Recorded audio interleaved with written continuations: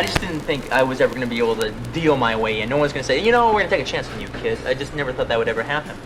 And so out of frustration, I wrote Reservoir Dogs. About that time, Q befriended Scott Spiegel, co-author of the movie Evil Dead 2. They met totally randomly when they struck up a conversation in line at a movie theater. Spiegel was impressed by Quentin's erudition and invited him to party at his house. When Scott heard the name Tarantino, he remembered another person with that same last name, whose script True Romance he had recently read. When Quentin told him it was his work, Spiegel was amazed and promised him that no matter what, he would help him make a movie. The next day, he convinced Lawrence Bender, the producer of his latest film, to work with Tarantino. That meeting became a turning point for both their careers. Tarantino worked with Lawrence as a producer for the next 19 years. There's another asshole, my producer, right next to him, man. Bender immediately advised Quentin to focus on making Reservoir Dogs. I mean, I was going to shoot Reservoir Dogs for $30,000, 16 millimeter black and white. That's why it all takes place in one room. But Bender asked Quentin for 1 year to seek financing worthy of a professional movie. I begged him to let me raise more money, and he refused. And then finally, after like a long time of negotiating, he goes, "That's it. Give me 2 months with it." In the end, their contract was written down on a bar napkin and stated that Quentin give Bender 2 months to look for money. But within the week, events began to unfold with incredible speed. My producer, his acting teacher's wife is an actress who knows Harvey in the actor's studio. Lawrence got the script to his acting teacher. His acting teacher read it and liked it and gave it to his wife. His wife read it and liked it, and she put it in Harvey's hands at the actor's studio. 3 days later, Harvey calls me on the phone and says, "Hi, this is Quentin Tarantino. I'm Harvey Keitel, and I want you to know I think the script is magnificent. It's absolutely magnificent. I would really like to be part of it. I really would. I'd like to even help produce it if I possibly could, And he was like, "What, Harvey Keitel? Jesus Louise." With Keitel, Reservoir Dogs underwent a Cinderella transformation. After a month of talks, the budget of the picture went from Quentin's saved $30,000 to $1.5 million from the company Live Entertainment. Looks nice. Throughout his career, Harvey Keitel tried to trust amateur directors. He did so with Martin Scorsese first in Mean Streets and later in Taxi Driver, 2 films which paved the way for a new wave of American cinema. Both are favorites of Tarantino, by the way. But then his career took a dive, beginning with Francis Ford Coppola, who personally threw him out of Apocalypse Now and replaced him with Martin Sheen. And the main fiasco was his part in Saturn III, where he got completely dubbed over. "Yes, you have a great body. May I use it?" Things started to get better just before he agreed to do Reservoir Dogs, thanks to his roles in The Last Temptation of Christ and Thelma and Louise. In short, the decision to act for Tarantino was returning to his roots, working with young directors, and a big risk for a career that had just started to level out. Is that supposed to be funny? Of course, his name helped the movie. As soon as the rumor that Keitel was going to be in Reservoir Dogs was confirmed, other stars began to consider the project themselves. That's why in the early stages, Christopher Walken expressed his interest, though later he changed his mind, whereas Chris Penn, Steve Buscemi, and Tim Roth happily joined the project. Also, Samuel L. Jackson auditioned for the role of Holdaway, but Tarantino chose Randy Brooks over him. This better not be some kind of Freddie joke, man. That's the story of how an unknown writer with no directing experience got a star-studded cast and $1.5 million.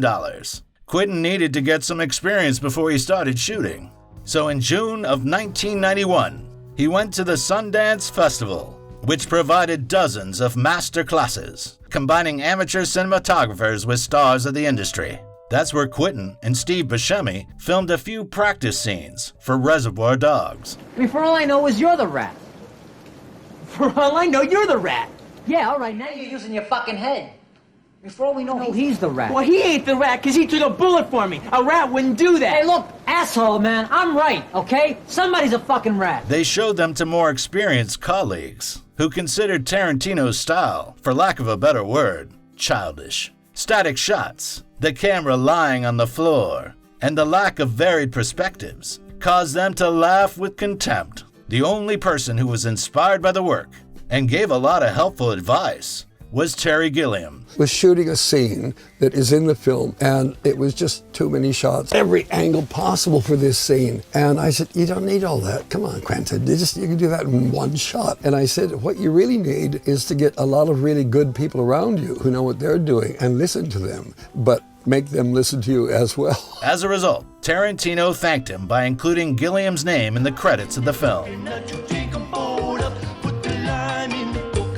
The film was shot in the poor suburbs of Los Angeles, but the heart of all the action became a real abandoned funeral home. Hardly anyone notices, but in this scene, for example, Michael Madsen is sitting on a hearse, surrounded by coffins, and the conversation between Harvey Keitel and Steve Buscemi happens in an embalming room. When all the locations had been found, there was little left to do. After a week of rehearsals on the 29th of July, 1991, they began filming Reservoir Dogs.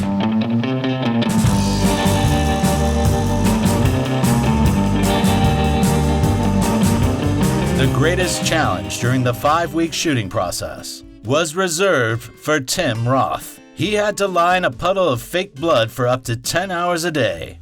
By the evening, the syrup and dye concoction thickened, and he had to literally be scraped off the floor. At one point, Quentin considered replacing Tim with a doll, but the actor insisted that he would lie there as long as necessary. I was panicking for a minute back there, but I got my senses back now. I used to have to hose you down because you're laying on the floor and then it starts to set. So they have to scoop me off the floor and then take me outside and hose me down so I get my costume on and stuff. This iconic torture scene was created thanks to Robert Kurtzman, who hadn't forgotten about his promise to help with special effects in exchange for the script From Dusk Till Dawn. While shooting, Quentin realized that he hadn't given Mr. Blue a single line. So he rewrote the opening scene in a diner between takes. As for the discussion, when Quentin's character explains the hidden meaning of Madonna's "like a virgin," he seriously thought that he had guessed her subliminal message. You see, the pain is reminding the fuck machine what it was once like to be a virgin. Hence, like a virgin. Did Madonna see the movie? No, she hasn't. She said that she'll go and she'll tell me if that's the truth or not. I'm positive it's the case. I have no doubt in my mind she's going to come up to me and she's going to, Quentin, you're 100% right. That's exactly what the song's about. After the film came out, he met with Madonna and asked her if he had guessed correctly. She answered no, but that she really liked his interpretation. I got Madonna's big dick coming out of my left ear and Toby the Jet, I don't know what, coming out of my right. During editing, Quentin met Harvey Weinstein for the first time. Their partnership, which was more like a bickering couple, would continue for another 27 years. Back then, Harvey insisted that they cut the torture scene from the film. This argument continued for a while, but the director remained unmoved and continued to demonstrate that no one was going to tell him how to make a movie. Violence in movies doesn't bother me at all. To me, saying you don't like violence in movies is like saying you don't like tap dancing sequences in movies. It's one of the many things you can do in movies, and it's a very cinematic thing, and if you might not like it, it might not be your cup of tea, but the fact that you should or should not do it is not up for question. As for the scene, he slightly regretted leaving it in, because many would describe the film by saying, you know, that movie where the cop gets his ear cut off. The scene sparked much discussion, and was the reason that it wasn't released on cassette in Great Britain, and was viciously attacked by several publications. The newspaper Today stated that the scene should have been cut out, along with every other scene, maintaining that the work was nothing more than violence propaganda. Kids shouldn't play so rough. Somebody's gonna start crying. Quentin accepted these attacks with a smile, like Michael Madsen, who used to say that Mr. Blonde was the most positive persona in the movie. I mean, I didn't find Mr. Blonde that bad a guy. I couldn't understand why people cheered when he was shot. I would have thought they'd be sorry to see him go, especially since he got shot by a rat. He didn't bullshit anybody. He just wanted to tell the truth. But Madsen wasn't the only one affected by comments about his role. Steve Buscemi said that after the monologue about tips, he had to tip generously for life. Recently, I forgot to tip a cab driver and I thought, oh my God, if he sees the movie, he's gonna say that's the guy. I mean, that's actually Quentin's real philosophy. Yeah. Quentin Tarantino. Oh, is director. it? He doesn't leave, but that's how he really feels about tipping. And I've been out with him, and it's been a problem, You know what this is? It's the world's smallest violin playing just for the waitresses. Reservoir Dogs premiered at the Sundance Festival. It received so many glowing reviews there that a month later at Cannes, the film was pegged to be a revelation. Later at the film festival in Toronto, Reservoir Dogs received the prize for Best Film, and Quentin met Robert Rodriguez, who had brought his El Mariachi, which had been filmed for only $7,000. The directors quickly found common ground and became best friends, but more on that later. Meanwhile, Reservoir Dogs was released and made $3 million in the USA. This may seem unimpressive at first, but if you consider that the film was only shown in 26 theaters the first week, this number is more than adequate. In Great Britain, it was shown at 10 theaters and made £100,000 on opening weekend. Now, the things you gotta remember are the details. It's the details that sell your story. The picture smoothly gained momentum, and by the beginning of 1993, it was on everybody's lips. Reservoir Dogs was considered to be the best directing debut since the times of Citizen Kane. So, as far as I'm concerned, the movie's a smash, because the people who took the chance on me have been paid back in spades. But there was a downside to all this attention. Quentin was accused multiple times of plagiarism, and while the influence of French New Wave cinema could be read between the lines, the number of similarities with the Hong Kong action movie City on Fire was truly suspicious. Here's what happens in one of the scenes of the film. A gang of robbers with the code names Brother Joe, Brother Chu, Brother Fu, and Brother Nam run after they fail to steal a diamond. The job was ruined because one of the robbers, a psychopath, started shooting. The police were lying in wait, tipped off by Brother Chu, who was undercover for the cops. During the escape, Brother Chu is saved by the more seasoned Brother Fu, who in turn provokes Brother Chu when he unloads 2 cartridges of bullets onto the cop's windshield. Brother Chu kills an innocent witness and is wounded in the stomach.